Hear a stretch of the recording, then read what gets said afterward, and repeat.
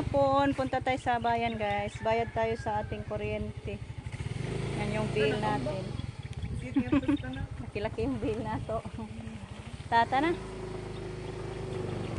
Nagsiga mo na yung mga motor. Yun na lang doon sa bayan, guys. Dito na tayo sa bayan, guys. Yan yung Palawan. Nandyan lang tayo magbayad sa Palawan.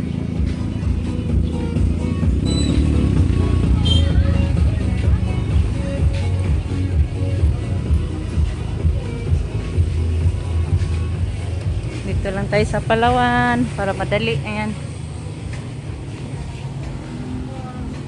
Ito na, guys. Tapos na tayo nagbayad. Bili muna kami ng haplas, guys, doon sa butika. Yan sa unahan may butika dyan, guys. Doon tayo bibili ng haplas.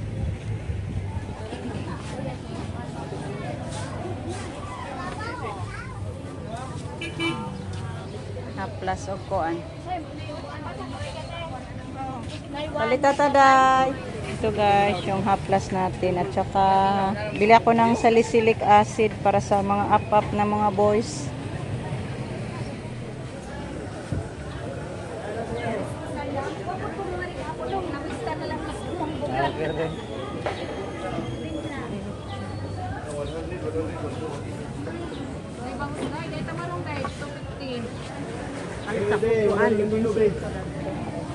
Na lang eh. Bago na dik na. Balilagdos, dive. So guys, ito po yung nabili nating isda sa bayan. Yan, balik 200 lang to, guys. Ang bilis lang tumaas sa presyo. Kahapon nagbili ako nito tag 220. Ngayon to 50 na. Hindi man mag-steady ang presyo sa mga bilihin, guys. Kaya bali 200 lang itong binili ko, guys. Sobra sa binayad natin sa ating kurente. Laki din ang bill ko ngayon. Lagpas 1K, guys. Ayan. Anuhin daw to ni Justin, guys. Siya bahala nito. Siya daw magluto. Gawin niyang ang tawag niya iskabitsi. Ayan, nagpabili siya ng ano, guys, isang pirasong karot. Ayan. So, ayan, lapit na to. Abangan na lang mamaya, guys, si Justin na magluto sa ating iskabitsi. Ayan na si Justin. Ano na siya, guys, naghiwa ng lamas ay mga sahog, sangkap sa kanyang gawing iskabitsi. Kalos. Butangan pa nagkuanak, espada, aw ka ng atsan. Manguha ko dito sa garden. Di na eh. Kana ra imong lamas? Di na. Ano itong kuan? Ano pa? Tatlong ano lang, guys, ng garlic. Para hindi baho masyado. Laki-laki naman to. Kana ra. Kuya, wag tagtala na, guys. Bola, guys. Katong gamay ako silyo, ha, ito na. Yan, bumili din kami nito, guys, oh. Saan ano? Lato. Lato ba? Lato. Yung malalaking lato. Masarap to, guys. Lagyan ng ilagay lang sa suka ba. Maghugas ako sa kaha na. Andiyan na si Justin, guys. Ginisa niya muna yung mga sangkap. Hey guys. Bato tayo iskabitsi, guys. Panghapunan.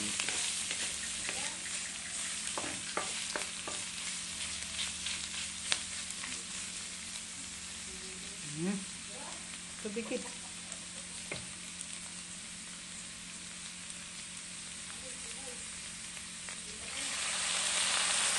Ang harap naman siguro. Ang lamig ng dahil sa ba? Lamig itong nagsabaw, guys. Suka, patis, kamay, ketchup. Oops. Ano naman to? Oops. Kamay.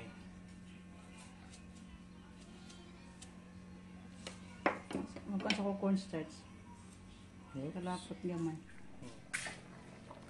Ayan, tapos na nalagyan ni Justin ng cornstarch guys. Ayan, lumapot na.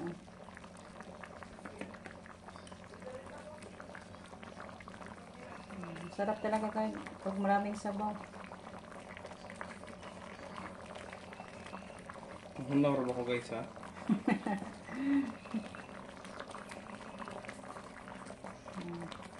Wow, yummy yung escabeche ni Justin. Patikmon daw niya si Ate Tisa niya guys sa kanyang niluto. Kulang-pula. Manamis-tamis yan yung sabaw niya guys. Yan yung gusto nila. Yung medyo may matamis konti. Pakuluin para mo absorb yung lasa sa isda ba. Thank you Lord, sa grasya Lord, nakabili tayo ng isda. Sarap. Tikman niya balik guys, yung luto niya. Yummy ba? Wow. Makalimutan yung pangalan nito Pa, guys. tadtauran niya, hauna na na. Ano pa tayo sa labas guys. Hanap tayo ng ano pang magagawa natin. Kay may araw pa.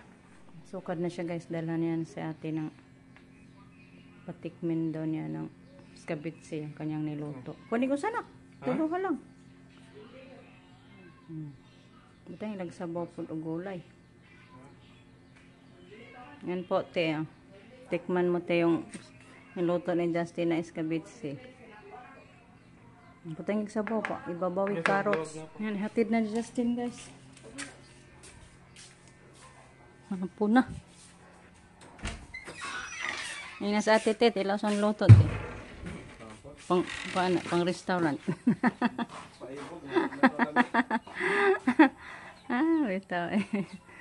Nandito pala si Rico guys, naglinis sa saging. Kuwas init na no? Guwang na ba na diha pong usa? Ang dami na ding mga matatanda na saging na pwede na putulin guys. Ayan oh.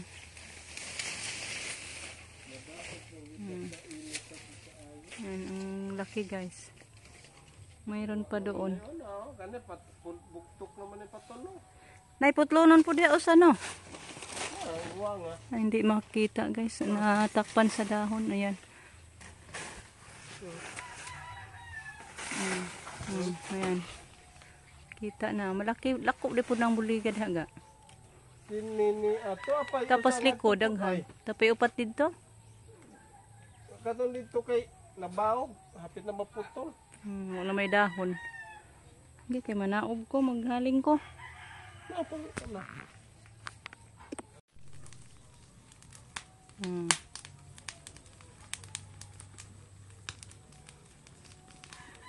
Pampatay sa lamok guys ba? Daog ta. Ay, mainit.